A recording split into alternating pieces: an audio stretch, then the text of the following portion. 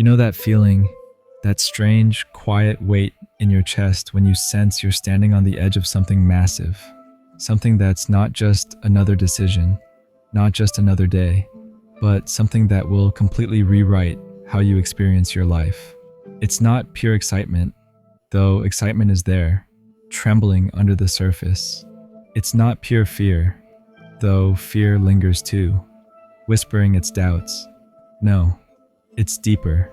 It's a stillness, a knowing that sits in your chest like an anchor, impossible to ignore no matter how hard you try.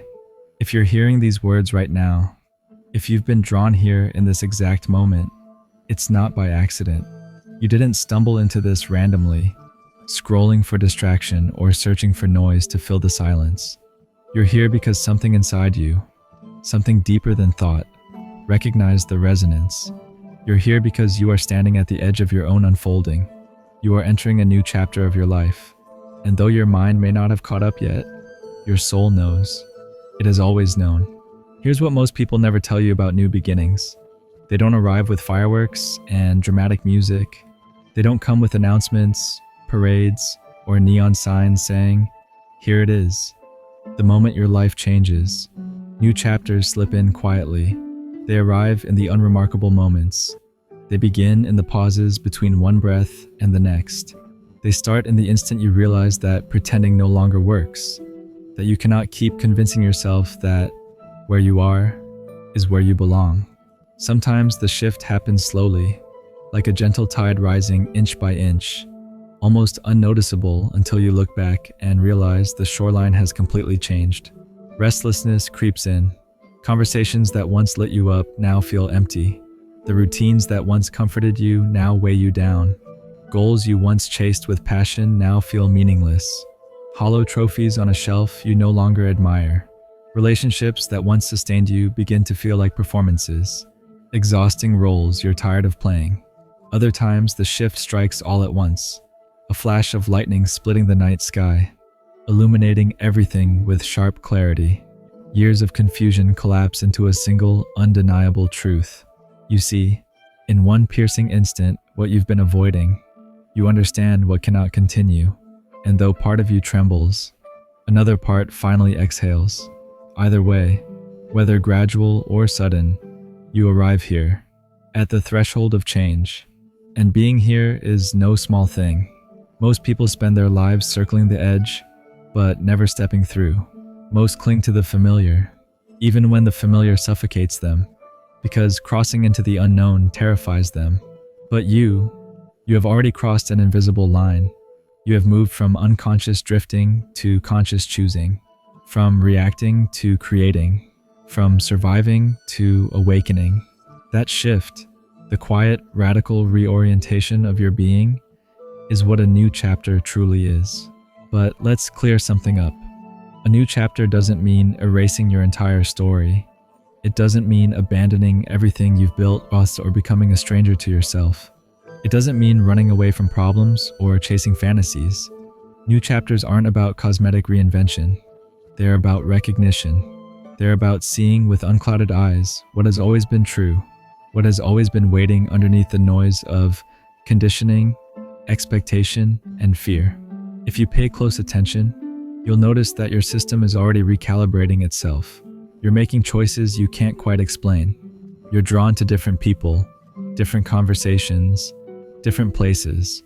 Activities that once consumed you now bore you. Old desires lose their shine. Meanwhile, experiences you never would have sought out before now tug at your heart with surprising intensity. Thoughts arise that would have seemed impossible a year ago. Feelings surface that don't fit the version of yourself you thought you were supposed to be. This is not chaos. This is reorganization. This is your entire inner ecosystem reshuffling itself to align with the person you are becoming. Your values are shifting. What used to matter so much now barely registers. What you once dismissed as trivial now feels sacred. Your tolerance is changing too.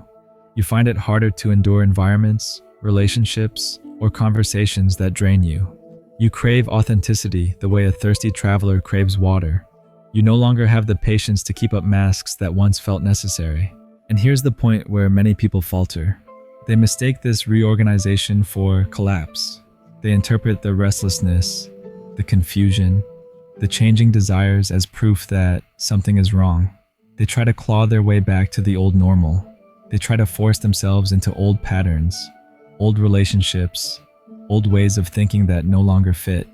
They convince themselves that stability means sameness, that growth equals betrayal, that change means failure. But that's not how evolution works. You cannot step into a new chapter while clinging to the old one. You cannot keep the comfort of the cocoon and also expect the freedom of wings. Your soul did not bring you this far to watch you stagnate. It brought you here for expansion, for discovery, for embodiment of a truer version of you. And yet, here's the paradox. New chapters demand new skills. The tools that got you through the last chapter won't carry you through this one. The mindsets, strategies, and habits that once helped you survive may actually hinder you now. Imagine trying to swim with the same movements you used to walk. You'd sink immediately. That doesn't mean you're broken. It means you're learning. It means you've entered a new terrain that requires new capacities. This is why, in a new chapter, you often feel lost at first. Like nothing makes sense. Like you're failing at something you can't even define. That sense of disorientation isn't a flaw. It's a sign you're expanding beyond what your old self could comprehend. You are learning to breathe underwater. You are learning to navigate a new dimension of being. And as you adjust, your perception itself begins to transform. It's not just your actions that change. It's the way you see. You notice different things. You ask different questions. You're willing to consider answers you once would have rejected. Possibilities you once dismissed as fantasy now feel inevitable. The impossible begins to whisper, what if? Perhaps in your old chapter, you needed certainty before you moved. You needed roadmaps, guarantees, detailed strategies. You needed approval from others, reassurance that you were making the right choice. You needed to feel ready, prepared, confident. But this chapter runs on different laws. It doesn't wait for readiness. It doesn't care about guarantees. It doesn't respond to strategies designed to control outcomes.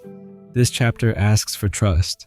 It asks for movement before certainty, for faith before proof, for commitment before clarity. It asks you to shift your relationship with the unknown. Because here is the secret you're discovering now. The unknown is not empty. It is not a void that swallows. It is fertile space dense with possibility. It is the womb of creation, the soil in which your next reality grows. Everything you have been asking for has been waiting in the unknown, waiting for you to become willing to receive it. And readiness doesn't mean what you thought. Readiness isn't about confidence or perfect knowledge. Readiness means willingness. Willingness to not know. Willingness to be surprised. Willingness to be reshaped by what arrives. This is the true threshold of your chapter, the surrender of control, the willingness to let the story write itself through you, rather than trying to dictate every sentence, to stop narrating from the outside and instead embody the story from the inside.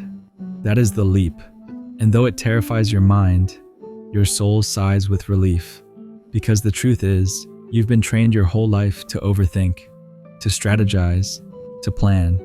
You believed progress came from logic, from maps, from certainty. And in your last chapter, maybe that was true. But this chapter isn't asking for a sharper mind. It's asking for a softer ear. It's asking for listening, real listening. Not the kind of listening that's just waiting for your turn to reply. Not the kind that filters everything through old beliefs and assumptions. Not the kind that only accepts what feels safe. This listening is different. It is spacious.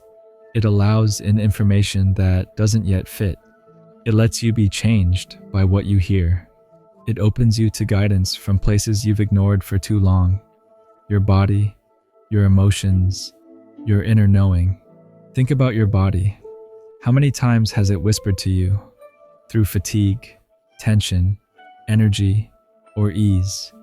What was aligned and what wasn't? How many times did you override it, pushing through discomfort, silencing instinct because logic or expectation told you to? This chapter asks you to trust your body again.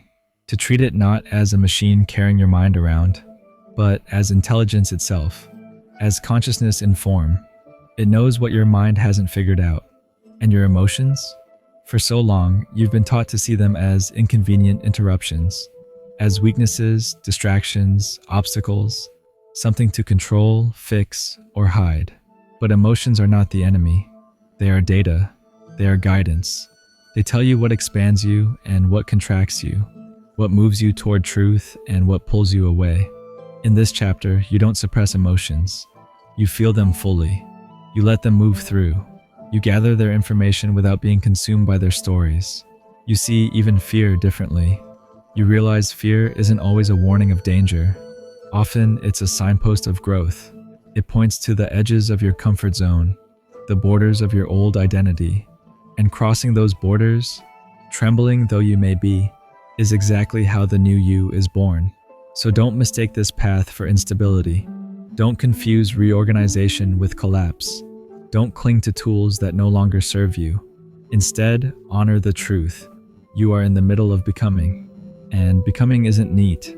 It isn't tidy. It's raw. It's disorienting. It's messy and magnificent all at once. Because you are not just doing different things. You are becoming someone different. You are learning to make choices from a new center. You are learning to relate to uncertainty, change, and discomfort from a new foundation. You are not who you were when you pressed play on this message, and you never will be again. That is not a loss. That is a victory. The old self brought you here.